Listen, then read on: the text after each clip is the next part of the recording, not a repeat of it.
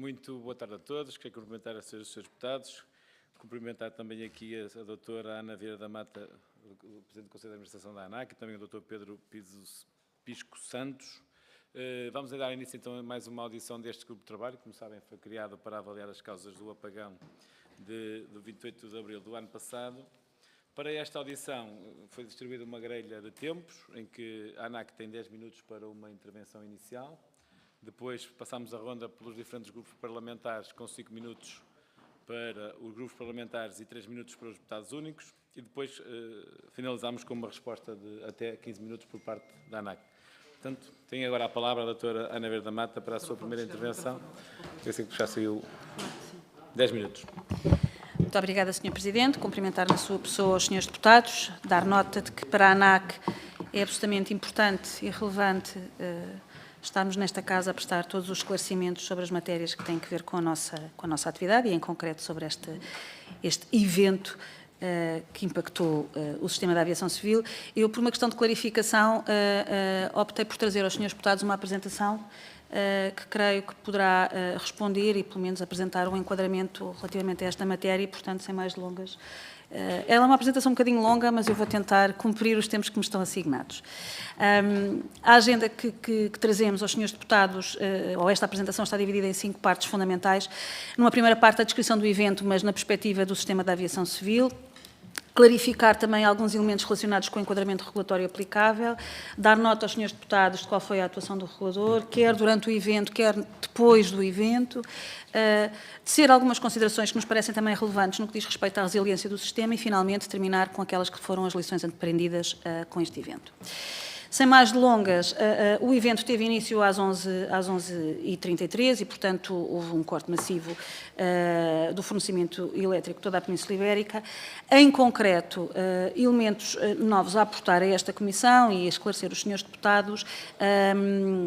Na altura, logo de seguida de se ter verificado este evento, ou este corte massivo, foi acionada a Célula de Coordenação de Crises da ANAC. A ANAC tem uma Célula de Coordenação de Crise e foi feita essa primeira reunião. Eu convoquei os elementos da ANAC que integram essa célula e, portanto, foram efetuados os primeiros contactos com os stakeholders relevantes do sistema da aviação civil e foi feito um contacto meu diretamente com o diretor executivo da Eurocontrol para perceber quais os impactos na rede europeia de navegação aérea. Às 12h30 verificou-se um condicionamento da operação no AHD. Os restantes aeroportos mantiveram a operação sem condicionamentos de maior. Este condicionamento da operação do AHD esteve relacionado com o facto de não se perceber qual é que era a previsibilidade da duração do evento e de garantir que, sendo uma infraestrutura crítica, tinha condições para estar o máximo tempo possível a operar sem constrangimentos de maior. Mantiveram-se os contactos com os stakeholders relevantes, quer do sistema da aviação civil, quer do Centro Nacional de Cibersegurança, quer também do sistema de segurança interna. Dar nota aos Srs. Deputados que a célula de crise da ANAC foi reunindo diversas vezes ao longo do dia com feedback e prestação de informação. Logo por volta das 12h, 12h30, foi também estabelecido um contacto com pontos de situação com o Conselho Nacional de Proteção Civil de Emergência, em que as várias comissões foram apresentando os pontos de situação nos respectivos setores de atividade. Enfim, a situação prolongou-se, os centros de operações de emergência dos vários aeroportos foram naturalmente acionados. A ANAC manteve presença física no centro de operações de emergência do aeroporto de Lisboa. Foram também elementos da célula de crise, dirigiram-se ao prestador de serviços de navegação aérea para perceber quais os impactos, para perceber in loco quais os impactos no que diz respeito à navegação aérea em Portugal. Às 21h iniciou-se uma retoma faseada do fornecimento de energia, demorou um bocadinho mais tempo ali na região de Lisboa.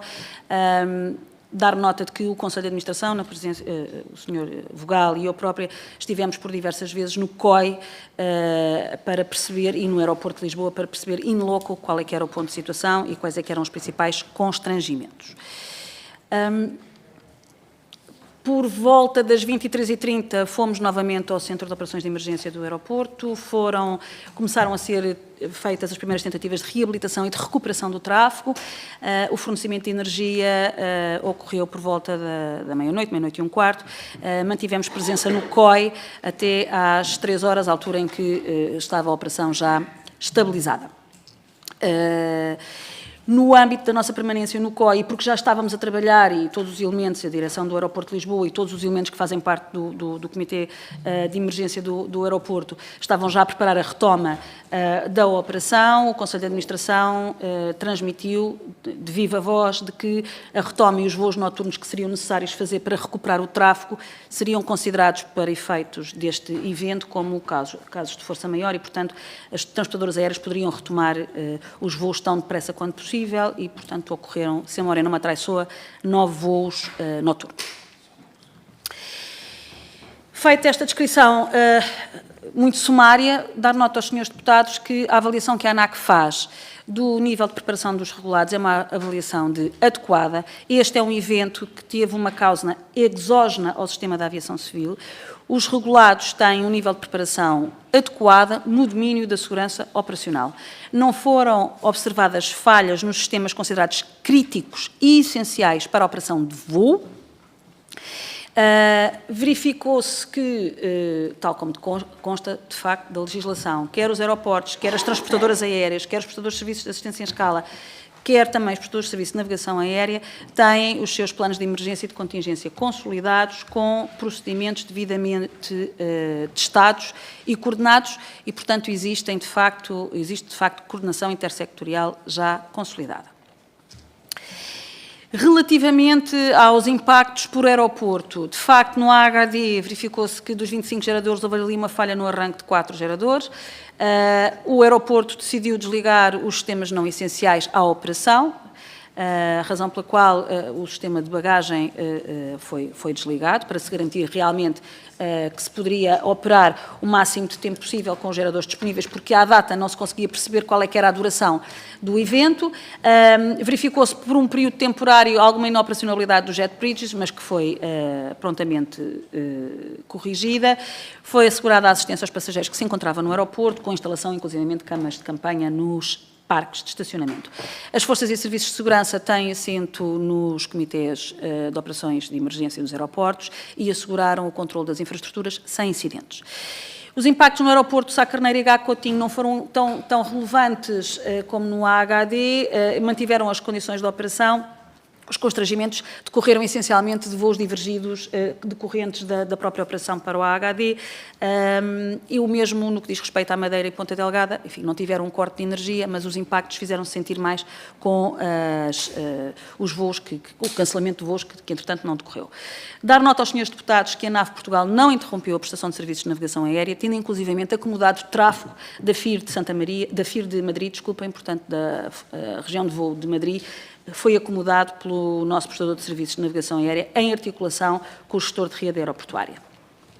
Em termos de números, estamos a falar em Lisboa, de facto, é o aeroporto mais impactado, cerca de 348 voos cancelados, o que teve um impacto em cerca de 66 mil passageiros. No Porto, 60 voos cancelados, 11 divergidos, o impacto de 7 mil passageiros. Um impacto menor nas ilhas, como já tive a oportunidade de referir, e, naturalmente, o tema das bagagens, cerca de 11.300 bagagens com atraso na entrega, na sequência dos constrangimentos verificados no terminal de bagagem, que foi desligado para a poupança de energia. Tal como disse na minha intervenção inicial, em termos de enquadramento regulatório, existe uma célula de crise na ANAC, o sistema da aviação civil está devidamente regulamentado, há uma célula de coordenação de crise europeia.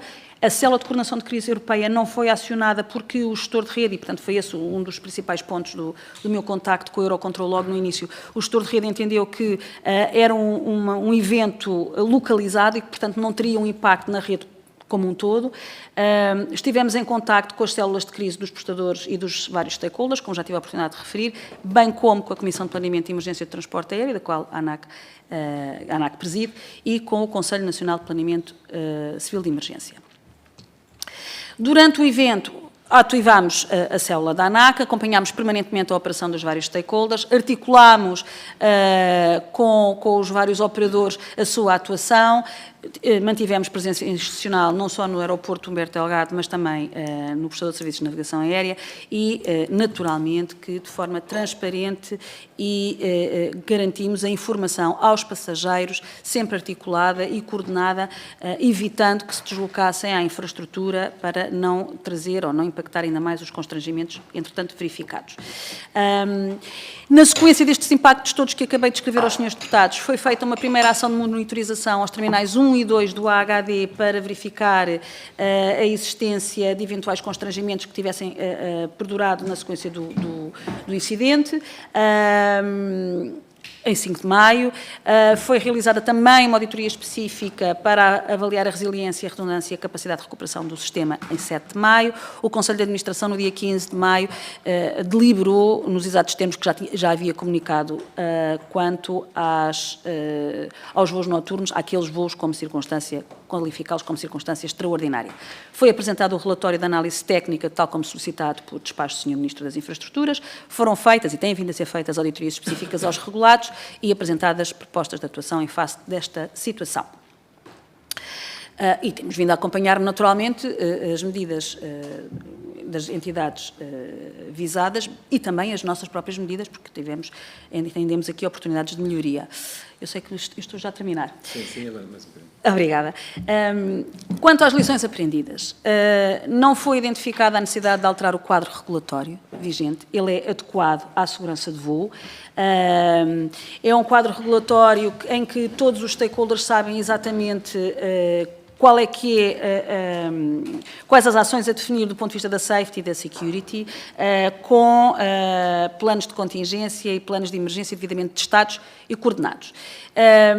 Há oportunidades de melhoria no que diz respeito à coordenação setorial com os planos setoriais, com outros planos nacionais, designadamente no que diz respeito a impactos com a área, quer da energia, quer das telecomunicações, portanto, aí verificamos que há oportunidades de melhoria. Entendemos que é absolutamente importante coordenar institucionalmente a comunicação clara com o público para que os cidadãos, e neste caso em concreto os passageiros do transporte aéreo, tivessem toda a informação possível e, portanto, só para dar nota, a responsável da comunicação da ANAC, a presença efetiva na célula de crise. E, portanto, temos que assegurar, naturalmente, uma visão integrada dos riscos e das interdependências. Gostaria de deixar, Sr. Presidente, se me permite, já que tenho aqui a oportunidade de estar perante os senhores deputados, dar nota de que este foi um evento disruptivo, com uma disrupção muito impactante. Não se verificaram incidentes do ponto de vista do setor da aviação civil. Queria deixar aqui uma palavra pelo trabalho absolutamente extraordinário que os vários stakeholders tiveram, um trabalho absolutamente extraordinário, quer do prestador de serviços de navegação aérea, quer dos aeroportos e da PSP, que garantiu que não houvessem incidentes de maior, e um trabalho de coordenação muito meritório da Sra. Diretora do Aeroporto de Lisboa. Muito obrigada, estou naturalmente disponível para as questões que os senhores deputados entendam. Muito obrigada. Muito obrigado, doutora Ana Vieira da Mata. Chegamos então na intervenção inicial, passávamos às intervenções dos grupos parlamentares. Passava ao grupo parlamentar do PSD, o Sr. deputado Paulo Muniz, 5 minutos. Muito obrigado, Sra. Presidente. Cumprimento as senhoras e os senhores deputados e, na pessoa da doutora Ana Vieira da Mata, toda a equipe que a acompanha.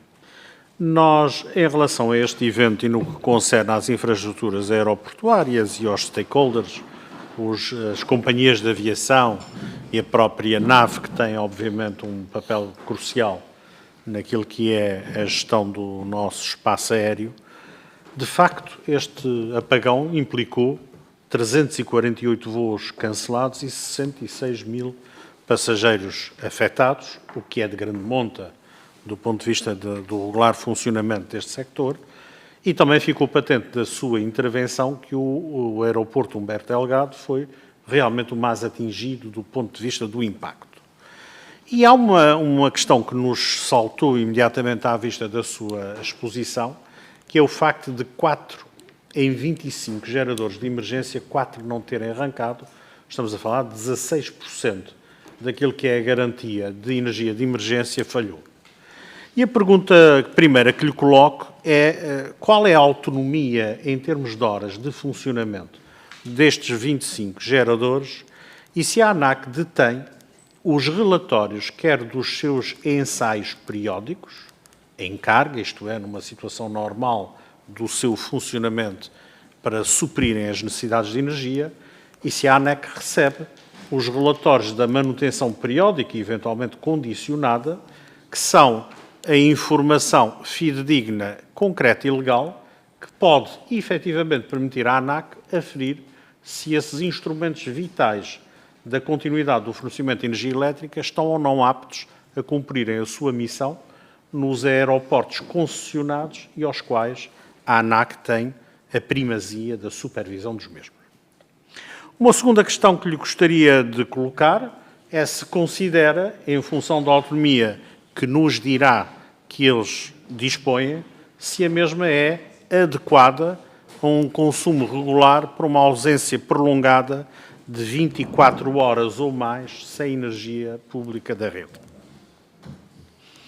Uma terceira questão é se a ANAC identificou algum incumprimento contratual ou regulamentar, por exemplo, a ausência dos ensaios regulares dos grupos geradores, a ausência da evidência do nível de combustível que os tanques destes geradores de emergência possuíam e outras condições de operacionalidade que pudesse suscitar à ANAC a dúvida razoável da prontidão quando fossem necessários, o que efetivamente veio a acontecer, como disse bem, em 4 dos 25 geradores de emergência.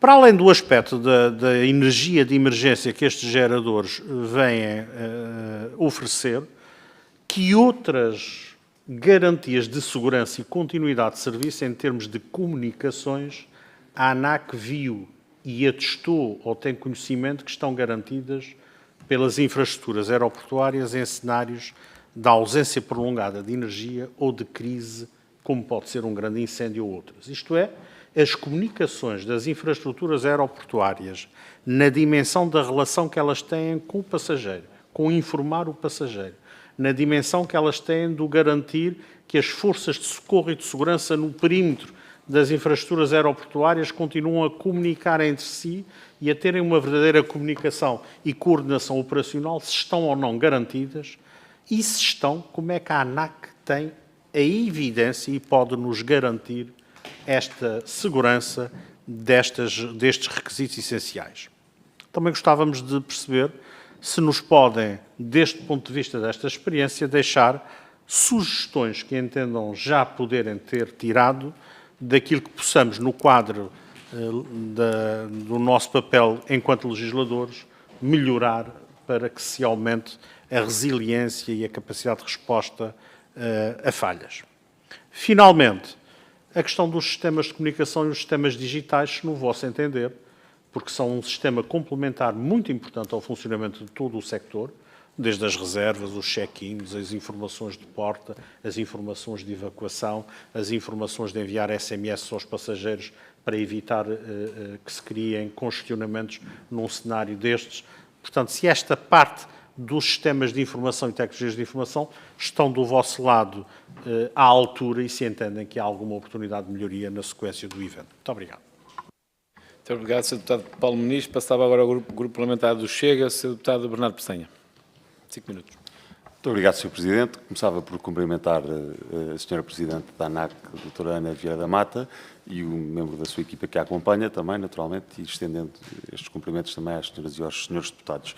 E antes de avançar para esta minha intervenção, gostava de referir que, fazendo um ponto prévio, que o Grupo Parlamentar do Chega não entendeu chamar ou fazer o requerimento para chamar a ANAC sobre esta matéria, não por desvalorizar, naturalmente, a entidade, mas por entendermos que o foco principal deste grupo de trabalho incidia noutras dimensões do incidente, nomeadamente no que diz respeito ao Sistema Elétrico Nacional. Contudo, e tendo em conta que houve vários grupos parlamentares a requerer aqui a presença da ANAC, não deixaremos naturalmente de colocar, evidentemente, as nossas questões. Portanto, o apagão de 28 de abril foi, de facto, um teste à resiliência e à robustez do país, e quando falamos de robustez nacional, o setor da aviação civil é sempre uma área sensível onde a margem para erro é naturalmente nula. E nesse sentido, deixamos então algumas questões objetivas. Em primeiro lugar, do ponto de vista da supervisão e da segurança operacional. Perguntamos se houve em algum momento degradação dos sistemas críticos que pudesse colocar em causa padrões de segurança da aviação civil.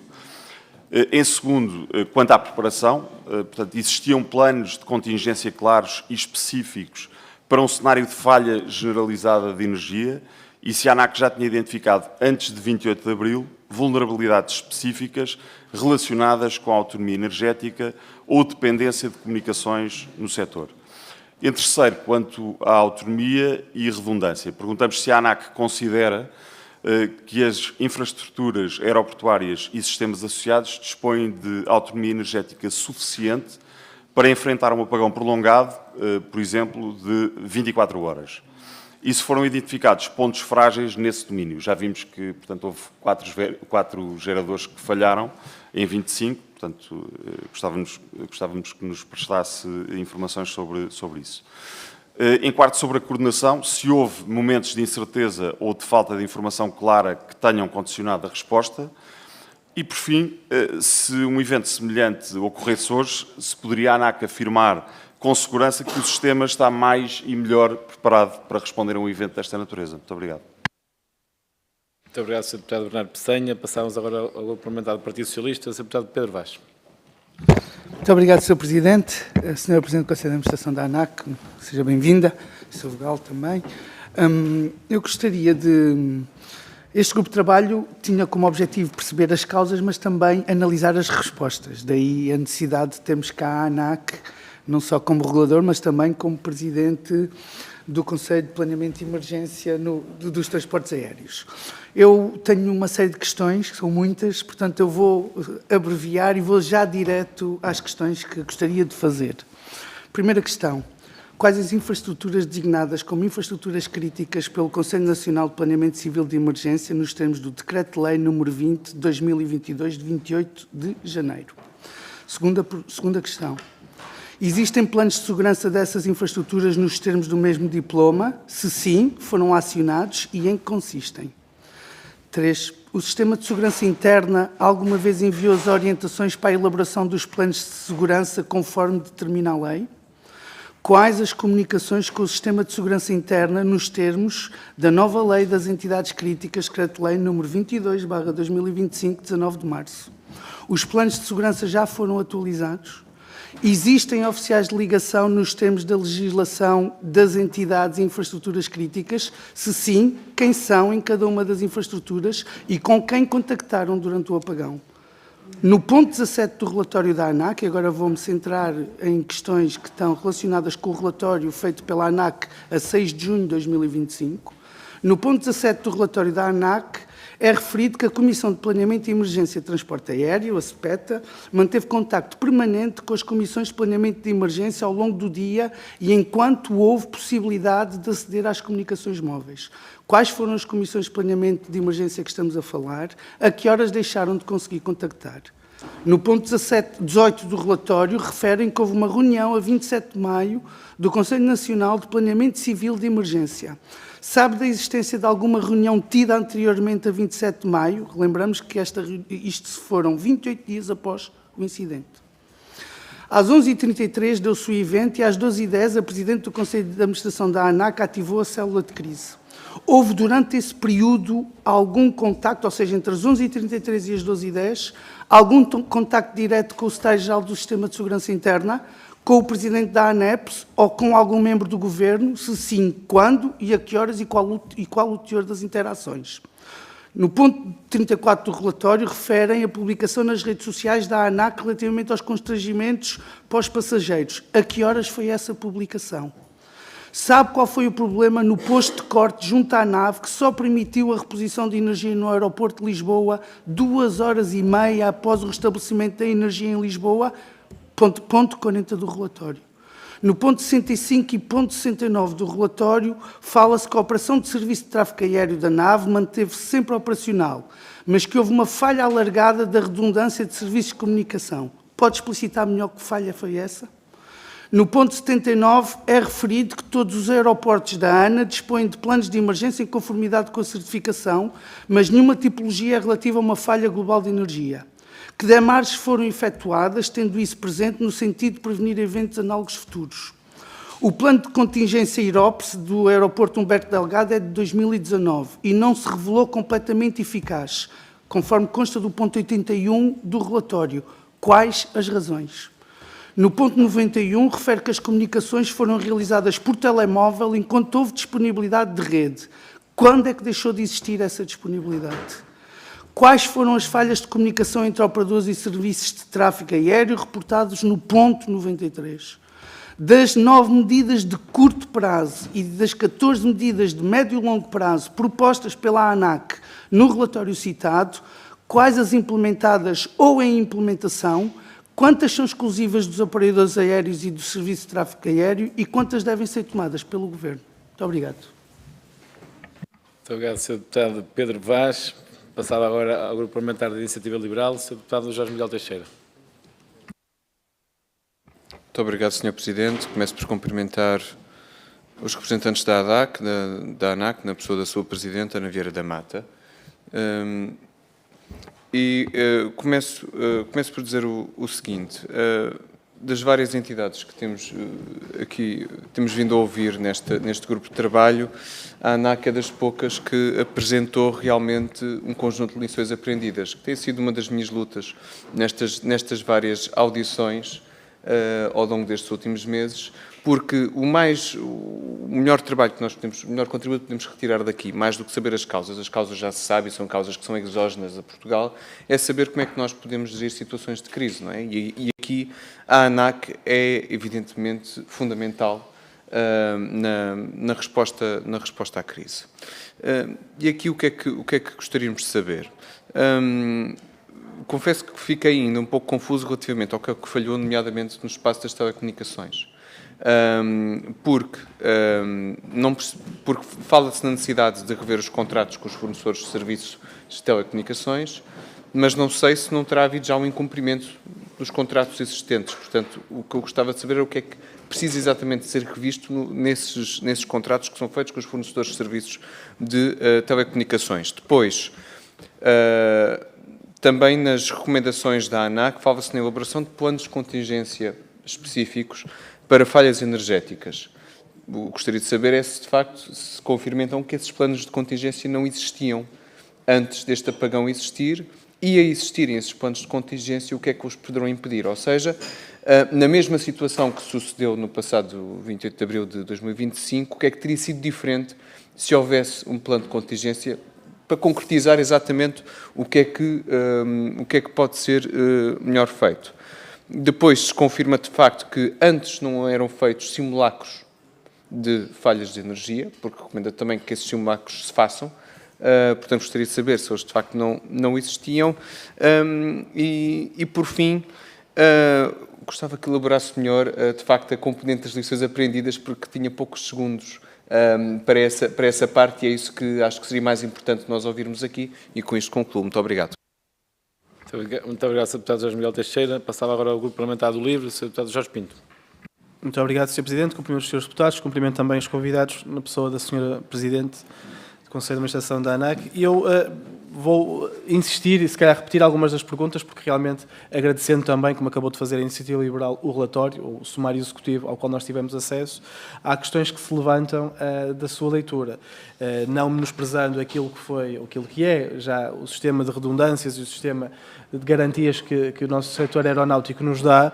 Há algumas questões que são trazidas pela ANAC no relatório que nos inquietam ou que, pelo menos, nos fazem querer tirar as dúvidas em relação ao que lá está. E começo precisamente por este ponto que já aqui foi trazido, quando... até vou começar um bocadinho antes por um ponto que se calhar certamente é mais caro ao livro, quando dizem, e cito, recomendando priorizar a alimentação elétrica por fontes que não dependam de combustível.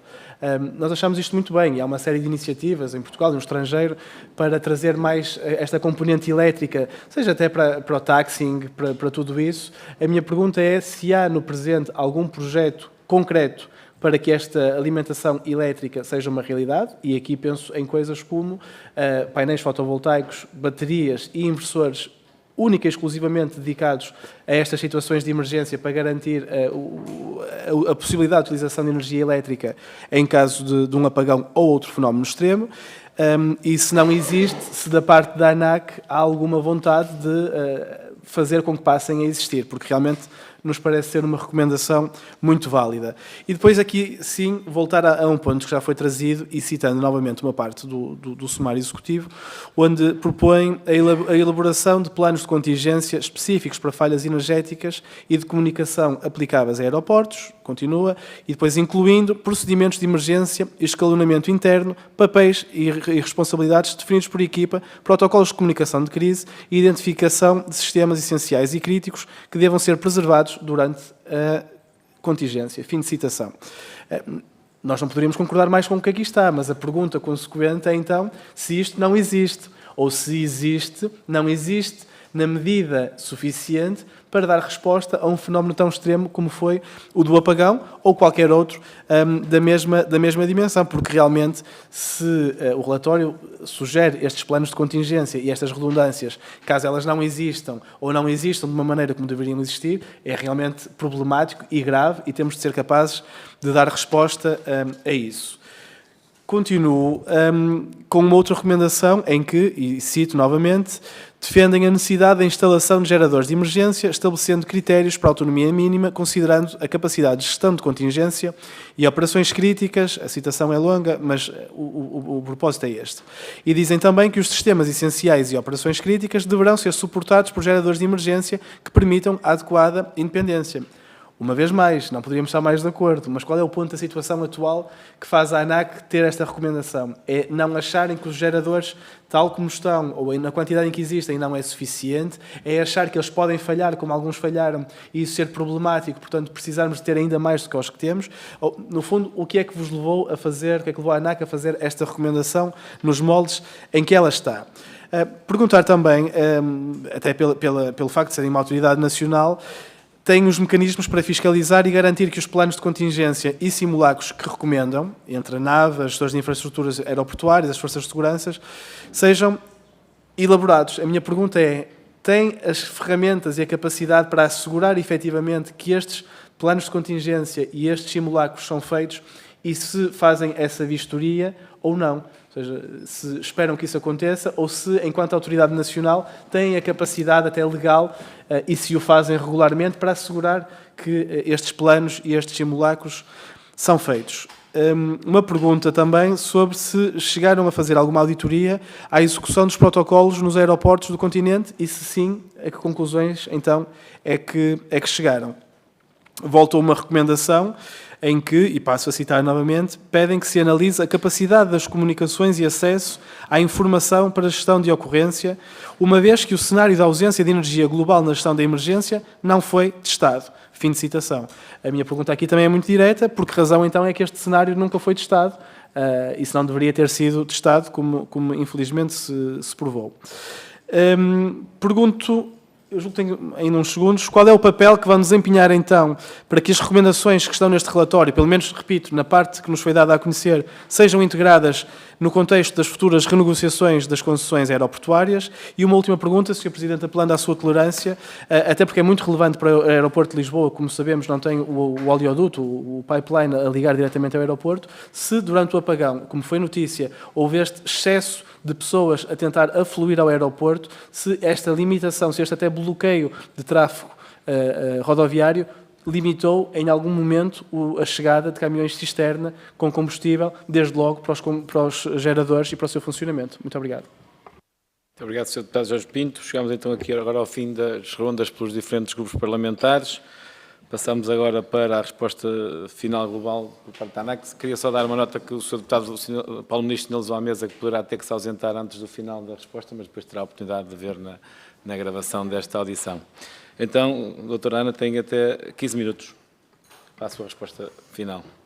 Muito obrigada, Sr. Presidente. Muito obrigada, Srs. Deputados, pelas questões que colocam e pela oportunidade que dão à ANAC de clarificar estes temas. Eu vou procurar, pelo menos creio que tirei notas de tudo, eventualmente não serei muito escorreita na resposta, mas vou tentar responder a todas as questões.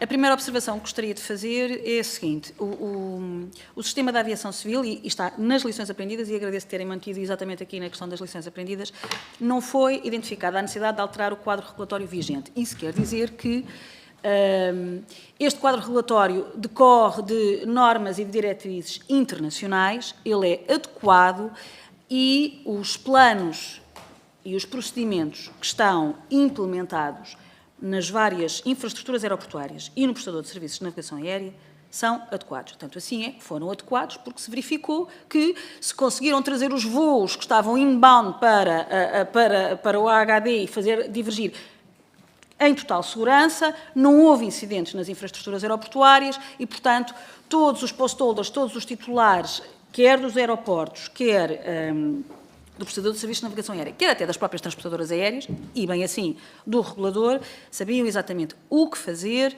e têm procedimentos devidamente testados. E, portanto, esta é a primeira mensagem que eu gostaria de deixar aos senhores deputados. Coisa diferente é dizer-se que este cenário de quebra global, falha global de comunicações e de energia em todos os aeroportos havia sido testado. Não foi testado. Todos os aeroportos têm planos de emergência. O prestador de serviços de navegação aérea tem planos de emergência e planos de contingência. Tem, e eles decorrem da lei e dos normativos internacionais e são aprovados pela ANAC, em resposta à questão que o Sr. Deputado me colocou, e existem exercícios nos vários aeroportos que são levados de quando em vez, são efetuados de quando em vez. Portanto, nesse aspecto, a ANAC exerce as suas funções enquanto regulador, garantindo que os planos de emergência e os planos de contingência estão adequados e em conformidade com a legislação aplicável. Portanto, e sim, e temos capacidade, enquanto Autoridade Reguladora Nacional, para o fazer e fazemo-lo. Agora, não foi testado nenhum cenário não foi testado em Portugal, nem na Europa, nenhum cenário de falha generalizada de comunicações. A este respeito, e obrigada pelas questões que quer o Sr. Deputado coloca, quer o Sr. Deputado colocaram, dar nota do seguinte: nos primeiros contactos que nós fizemos, ou neste caso fui eu que fiz, inclusivamente, com o diretor da Eurocontrol, para perceber exatamente se ia ser acionada ou não a célula de crise do gestor de rede. E tive a oportunidade de dizer aos senhores deputados, no decorrer da minha intervenção, de que o gestor de rede entendeu que isto era um evento localizado, por assim dizer, na própria Península Ibérica e, portanto, não ia ser acionado. Dar nota aos senhores deputados que a ANAC já prestou informação e tem estado a trabalhar quer com a EASA, quer com a rede europeia, e está a ser desenhado e ponderado pelo Network Manager a criação de um simulacro à rede europeia, exatamente pegando nestes exemplos e nestas boas práticas. Portanto, isto são lições aprendidas. Portanto, que não fique aqui o facto de a ANAC fazer sugestões de melhorias. Porque é que o Sr. Deputado perguntava por que razão vem falar em geradores? Nós vimos falar em geradores porque, de facto, se verificou que 4 geradores falharam quando não deveriam ter falhado. E, portanto, há aqui que reforçar a resiliência do sistema. Mas que não fique a dúvida nem para os senhores deputados, nem para quem nos ouve, o sistema da aviação civil é resiliente, os procedimentos estão em vigor e são compliant com a legislação. Agora, o sistema da aviação civil tem uma característica: nós trabalhamos na melhoria contínua. Este evento de falha generalizada não estava previsto. Portanto, assim é que a EASA e o Eurocontrol estão a trabalhar inclusivamente connosco numa lógica, connosco e não só connosco, mas com as várias autoridades europeias, para, num futuro próximo, fazer um exercício, um simulacro à escala total, que faz todo o sentido. Pronto. Este era um tema que gostaria de trazer. Também já a propósito da questão dos equipamentos, por que razão? A questão dos SLAs. Os operadores, sobretudo... obrigada. Os contratos de telecomunicações têm redundâncias, mas uma das coisas que se verificou é que os próprios fornecedores, quando se têm as redundâncias, subcontratam-se uns aos outros. Portanto, embora exista uma redundância, não sei se me estou a fazer entender aquilo que estou a dizer, depois o fornecedor, como subcontrata o outro fornecedor, na verdade a redundância em termos práticos, em termos contratuais ela existe essa preocupação, mas verificou-se que ela objetivamente não foi redundante. E, portanto, e nesse aspecto, lições aprendidas, vamos lá trabalhar numa redundância diferente. Nós temos estado a trabalhar, em particular, este aspecto foi particularmente sensível na nave e temos vindo a acompanhar a nave e, a esse respeito, a nave já criou uma célula específica para avaliar estas matérias e, portanto, estamos a trabalhar e o trabalho da ANAC não se escutou nem de perto nem de longe na elaboração deste relatório. Portanto, há aqui um conjunto de medidas que têm atividades que estão a ser desenvolvidas, quer internamente por nós, quer pelos vários prestadores. Mas, portanto, a questão dos SLAs decorre justamente disso e, respondendo também à questão do Sr. Deputado, a ANAC avalia os planos de emergência dos vários aeroportos, avalia os planos de contingência e de emergência do prestador de serviços de navegação aérea e avalia os geradores, os equipamentos, as autonomias, avalia isso tudo. Mas, de facto, não havia preparação porque não está nos guidelines um apagão global. Não estava. E, portanto, do ponto de vista daquilo que são as oportunidades de melhoria, este simulacro é também um elemento a destacar. Gostaria também de dar nota numa das questões que foi colocada. Nós temos vindo a trabalhar com o Conselho Nacional de Planeamento e Proteção Civil e com o SSI, quer no Decreto-Lei 20, quer no Decreto-Lei 22. Não, mas já foi revogado, mas o trabalho feito não se perdeu, porque a SPETA já apresentou tempestivamente as infraestruturas críticas, a proposta de infraestruturas críticas, e elas contêm ou contemplam as infraestruturas aeroportuárias nacionais e o prestador de serviços de navegação aérea. Portanto, estamos a falar dos aeroportos de Lisboa, Porto Faro, estamos a falar dos equipamentos da nave e estamos a falar também dos aeroportos nas regiões autónomas. Estamos a trabalhar agora numa segunda vertente, no Decreto-Lei 22 de 2025, respondendo em concreto à questão que o Sr. Deputado me coloca, não no sentido da infraestrutura crítica, mas no sentido das entidades críticas, sendo que se são entidades críticas, as infraestruturas que superintendem, por definição, são também infraestruturas críticas. E temos um grupo de trabalho dentro da SPETA a trabalhar para apresentar tempestivamente. Já tivemos reuniões com o SSI, aliás, elas já estavam programadas, porque o SSI está a trabalhar na parte da resiliência do sistema e já respondemos a um conjunto de questionários do SSI sobre essa matéria e sobre os testes que entendíamos que deveriam ser feitos nos cenários que o SSI nos colocou. Portanto, Sr. Deputado, tranquilizá-lo de que quer o SSI, quer o Conselho Nacional de Planeamento Civil de Emergência têm estado a trabalhar, neste caso com a ANAC, enfim, falo com a ANAC, mas será com as outras comissões, com certeza, porque elas estão sempre presentes nas várias reuniões e o trabalho é feito tempestivamente e os deliverables de cada um dos vários decretos-lei são entregues em tempo e, portanto, também tranquilizar o Sr. Deputado relativamente a essa matéria. Assim, foram feitos contactos informais logo no início com o SSI, para percebermos exatamente na altura, estávamos com dúvidas a que é que se referia este evento, porque na altura não havia muita informação, e com o Conselho Nacional de Planeamento Civil de Emergência. Eu vou-me socorrer do meu telemóvel, porque foi mesmo via WhatsApp, portanto, eu deixei de ter rede às 4 da tarde. E, portanto, foi a partir dessa hora, pronto,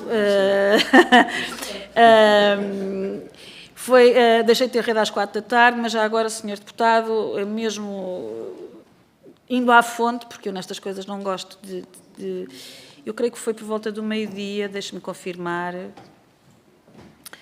e peço desculpa pelo tempo que estou a tomar, mas o Sr. Presidente vai-me dar ainda um...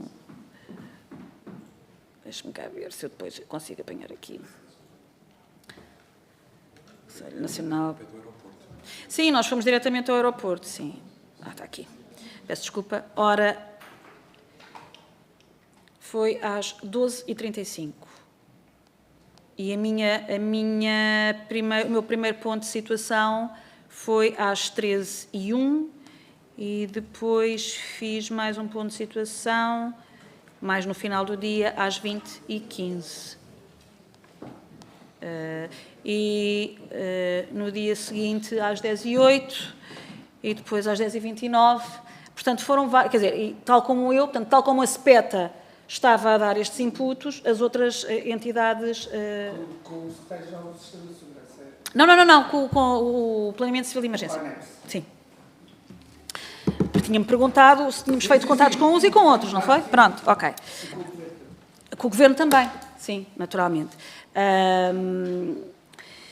Depois, uma das perguntas que os senhores deputados faziam era o que é que precisa de ser revisto, e eu gostaria de concentrar-me no ponto 7 das lições aprendidas. Existem planos de emergência que estão essencialmente vocacionados para garantir critérios de safety e de security, ok? E nesse aspecto eles são perfeitamente adequados. O que nós verificamos, e nós já tínhamos verificado isso quando a disrupção do abastecimento de combustível no dia 10 de maio de 2017, e foi nessa sequência que a ANAC determinou à ANA a criação de um plano IROPS. IROPS tem a ver com irregularidades nas operações, porque uma coisa é um plano de emergência, ok? E num plano de emergência aquilo que se tem que garantir é garantir a segurança do sistema, a segurança do voo, garantir que os voos que estão para chegar chegam em segurança e garantir que os sistemas críticos da operação estão adequados. Coisa diferente é um plano de continuidade de negócio, coisa diferente é um plano, e esse plano de continuidade de negócio que tem a ver com os passageiros no terminal e tudo mais. A ANAC verificou, em 2017, a necessidade de a ANA fazer um IROPS relativamente para garantir a continuidade do negócio na sequência da disrupção do abastecimento de combustível. E entendemos agora que esses IROPS, esses planos de contingência devem ser alargados, e essa é uma das lições aprendidas, respondendo ao Sr. Deputado, e, portanto, há um trabalho regulatório que a ANAC vai ter que fazer, porque não é um elemento obrigatório do ponto de vista da regulamentação, porque não tem a ver com questões de safety nem de security, mas tem a ver com questões de continuidade do negócio e de reforço da informação também aos passageiros, e, portanto, essa é uma matéria em que estamos a trabalhar e iremos trabalhar com os vários stakeholders. A NAV Portugal tem e a ANA tê-lo-á também na sequência das nossas intervenções. A que horas foi colocada a informação no site? Eu tenho ali a senhora chefe do Departamento de Comunicação que já me disse, foi colocada às 15h31, eu lamento, Sr. Deputado, mas não sei de cor a que horas é que as informações são colocadas no site. Muito obrigada, doutora Sílvia. Relativamente a questões das infraestruturas críticas, já respondi. Relativamente às questões das garantias de segurança e informação de passageiros e coordenação operacional. Todos os procedimentos no âmbito da aviação civil são testados. Os equipamentos, a ANAC verifica os equipamentos no âmbito dos planos de emergência. Não há incumprimentos, senão os exercícios e os simulacros que são feitos pelas várias infraestruturas não seriam objeto de aprovação final pela ANAC. Pronto. Mas uma coisa é aquilo que eu digo, uma coisa são as matérias de safety e de security, outra coisa são as questões relacionadas com a continuidade do negócio e com as informações aos passageiros. Haverá aqui oportunidades de melhoria também no que diz respeito à importância da coordenação institucional e da comunicação clara com o público. Gostaria de dar aqui uma nota. Nós, quando fizemos sair este primeiro comunicado, em que eu pedi à Sra. Chefe de Gabinete de Comunicação e Imagem que articulasse com os órgãos de comunicação social para podermos fazer sair as mensagens, não só para colocar no nosso site, não conseguíamos, porque estávamos sem site, não é? E, portanto, tivemos que também contar com a cooperação dos órgãos de comunicação social. Esta informação que foi colocada pela ANAC foi em articulação também com o aeroporto, porque havia uma preocupação, lá está, de não fazer com que os passageiros se deslocassem ao aeroporto e tornassem uma situação talvez um bocadinho mais complexa do ponto de vista da gestão, enfim, de crises por parte da PSP. Não se verificaram dificuldades no que diz respeito à vinda de caminhões, mas, se o Sr. Deputado atentar na lição aprendida número 8, nós entendemos que valerá a pena olhar para este tema, designadamente termos aqui uma visão integrada dos riscos no que diz respeito aos transportes terrestres e às questões de segurança e, portanto, para garantir que nós, do ponto de vista do sistema da aviação civil, temos isto relativamente afinado e é seguro, o sistema é seguro, vale a pena articularmos ou serem articulados com outros planos noutros domínios. Relativamente às questões, às propostas que a ANAC fez um conjunto de propostas, medidas de curto prazo e medidas de médio e longo prazo. Relativamente aos planos de contingência, eu já referi, portanto, dar nota aos senhores deputados que o prestador de serviços de navegação aérea já está a atualizar os procedimentos internos na sequência desta falha de energia, inclusivamente a ANA também o fará. Nós próprios acionámos os nossos comitês de segurança e já estamos em processo de aquisição de geradores, porque não faz sentido o próprio regulador não ter capacidade depois de articular e de comunicar com os stakeholders, não é? Mal seria, e, portanto, já encetámos todo o processo e todas as diligências para termos os geradores de emergência e termos também acesso, e já temos a instalação de painéis fotovoltaicos, justamente para garantir essa redundância, mas uma redundância que seja efetivamente redundante. Relativamente ao reforço de testes regulares aos sistemas de backup, que foi uma das questões que foi colocada à ANAC, nós já fizemos isso e, portanto, no que diz respeito aos nossos geradores, porque, de facto, aí o regulador tem uma oportunidade de melhoria grande, quer a ANA, quer a NAV já estão em processos de revisão da resiliência das redes de abastecimento e das autonomias mínimas dos seus sistemas de comunicação, navegação e surveillance. A questão da SPETA também já respondi, a questão da revisão dos contratos com os fornecedores também já respondi. No que diz respeito à revisão dos atuais planos de gestão de crise, a NAV já alterou e está em processo de consolidação do seu plano. A entidade gestora aeroportuária também está a fazer uma análise detalhada do evento para rever os seus planos. Do ponto de vista da SPETA, a ANAC convocou uma reunião extraordinária da SPETA e também estamos a trabalhar neste domínio. Eu peço desculpa, só mais um bocadinho. Sim, mais um minutinho. Obrigada. Relativamente a outras medidas que nós propusemos, dar nota também aos senhores deputados que a ANAC, entretanto, recebeu já um despacho do senhor Ministro relativamente a estas matérias e a proposta dos tais simulacros conjuntos que nós havíamos feito foi, obviamente, também secundada pelo senhor Ministro e, portanto, vamos trabalhar sobre essa matéria ainda no decorrer deste ano, tentativamente aproveitando, se possível, o simulacro com a rede europeia. Faz-nos mais sentido. Já agora fazia-se o pleno. E creio que terei respondido a tudo. Muito obrigada. Muito obrigado, Sra. Presidente. Chegamos então ao fim desta nossa audição, mas sem antes voltar a agradecer a disponibilidade por parte da ANAC para participar neste grupo de trabalho, também os esclarecimentos que nos trouxe e os contributos, que tenho a certeza que serão úteis para o nosso trabalho, do grupo de trabalho. Portanto, mais uma vez, agradecer. Obrigada.